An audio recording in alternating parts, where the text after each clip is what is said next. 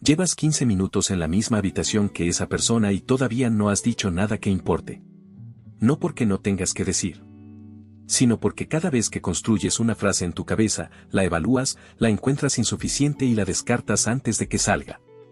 Mientras tanto, el tiempo pasa, la distancia se mantiene y la oportunidad de que algo ocurra naturalmente se va reduciendo con cada minuto que dejas pasar. Eso no es timidez.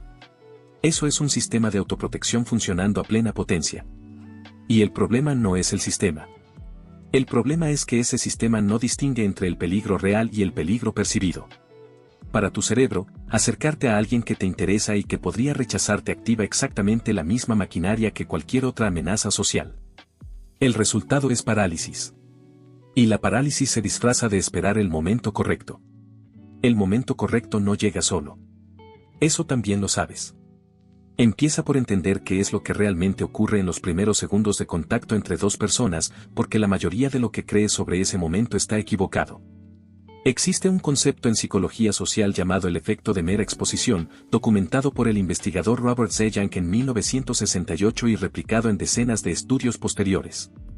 El principio es simple y contraintuitivo: las personas desarrollan preferencia por aquello a lo que se exponen de forma repetida, incluso sin interacción, incluso sin contexto consciente. La familiaridad genera atracción antes de que haya una sola conversación.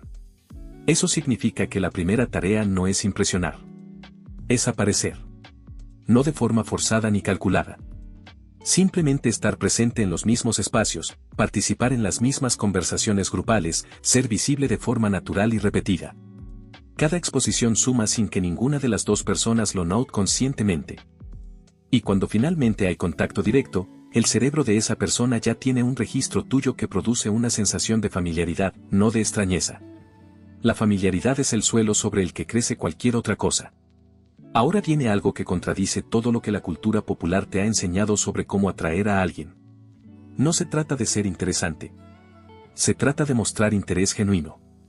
El investigador Arthur Aron demostró en 1997 con un protocolo experimental que se volvió famoso que la intimidad entre dos personas puede acelerarse significativamente mediante un intercambio estructurado de preguntas de profundidad creciente, donde cada persona comparte algo progresivamente más personal y vulnerable. El mecanismo detrás de ese efecto no es mágico: cuando alguien siente que lo estás escuchando de verdad, que tus preguntas van más allá de la superficie, que recuerdas lo que te dijo y construyes sobre eso, activa en esa persona una respuesta neurológica asociada a la seguridad social. Y la seguridad social es el estado en que las personas se abren, se muestran, empiezan a sentir algo por quien las produce. Pero hay un matiz crítico que el protocolo de Aron no resuelve directamente y que en la vida cotidiana hace toda la diferencia: el interés tiene que ser genuino, no performático. Las personas detectan la diferencia con una precisión que sorprende incluso a quienes estudian el comportamiento humano. No siempre pueden nombrar por qué alguien les resulta insincero. Solo saben que algo no cuadra. Que las preguntas se sienten como técnica, no como curiosidad real. Que la atención se siente calculada, no natural. El interés genuino no se finge. Se cultiva.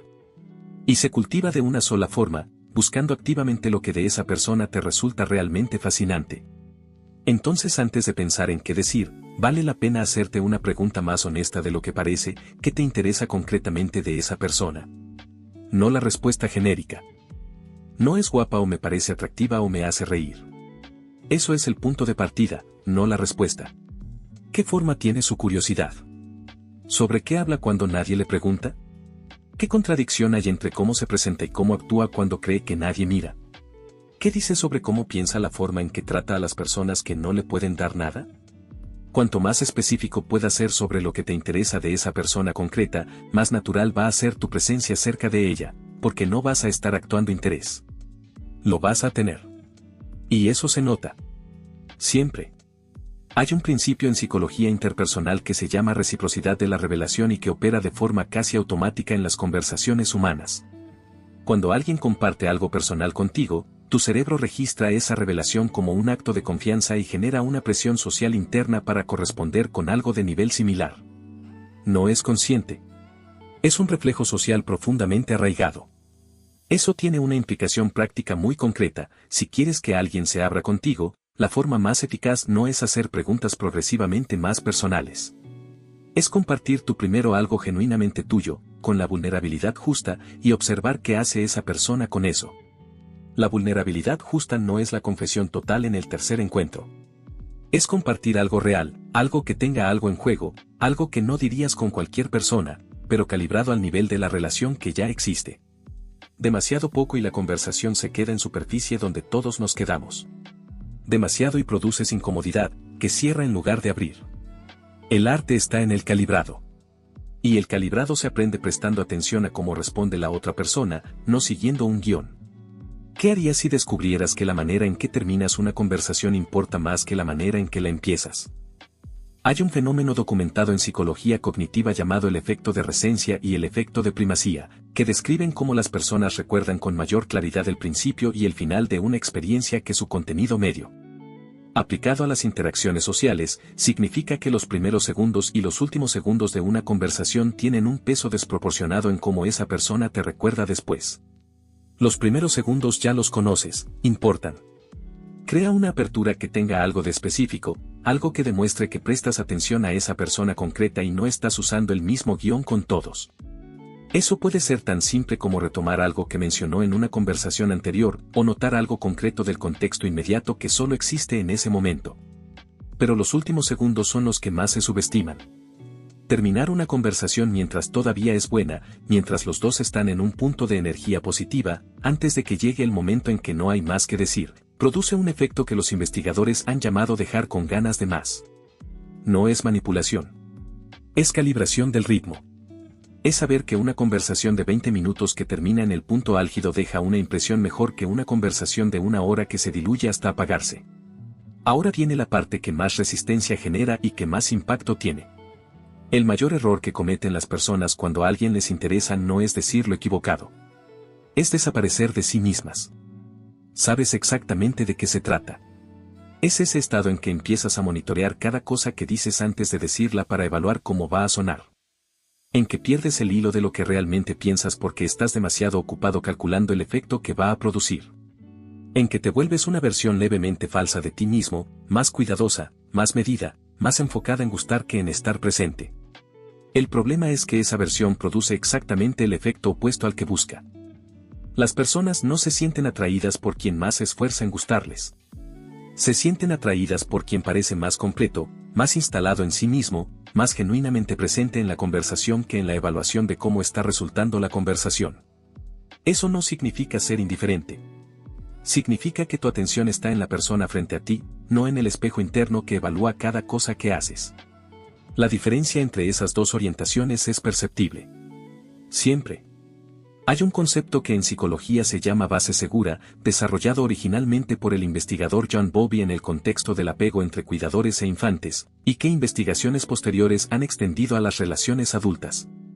Una base segura es una presencia en la que alguien puede apoyarse sin sentir que va a ser juzgado, presionado o rechazado. Una presencia desde la que se siente libre de explorar, de mostrarse, de ser menos perfecto de lo que actúa cuando está alerta. Las personas que generan esa sensación en otros no lo hacen necesariamente siendo especialmente amables o especialmente entretenidas. Lo hacen siendo predecibles en el sentido emocional, su respuesta no varía dramáticamente según el estado de ánimo del día. No usan lo que la otra persona compartió como munición en momentos de tensión. No hacen que el otro se arrepienta de haberse mostrado vulnerable. Convertirte en esa presencia para alguien que te interesa no es un truco. Es una forma de relacionarse que requiere que primero seas esa base segura para ti mismo, que no colapses ante el rechazo, que no necesites validación constante para sentirte bien contigo mismo, que puedas sostener la incertidumbre de no saber a dónde va esto sin que esa incertidumbre controle tus acciones. Aquí está el punto que reordena todo lo anterior. La pregunta que la mayoría de las personas se hace cuando a alguien les interesa es cómo lograr que esa persona se interese en mí. Es la pregunta equivocada. No porque sea egoísta o superficial, sino porque orienta toda la energía hacia un resultado externo que no controlas, y esa orientación produce exactamente el estado interno, la ansiedad, el monitoreo constante, la pérdida de naturalidad, que hace más difícil que ese resultado ocurra. La pregunta que produce mejores resultados, paradójicamente, es otra: ¿esta persona me interesa de verdad cuando la conozco más, o me interesa la idea que tengo de ella? Esa pregunta cambia la dinámica de forma fundamental. En lugar de estar en posición de candidato que busca aprobación, Estás en posición de alguien que también está evaluando, también está descubriendo, también está decidiendo. Eso produce en ti una presencia diferente. Más tranquila. Más curiosa. Menos necesitada. Y esa presencia, esa ecuanimidad genuina ante la posibilidad de que esto resulte o no resulte, es una de las cosas más atractivas que existe en una persona.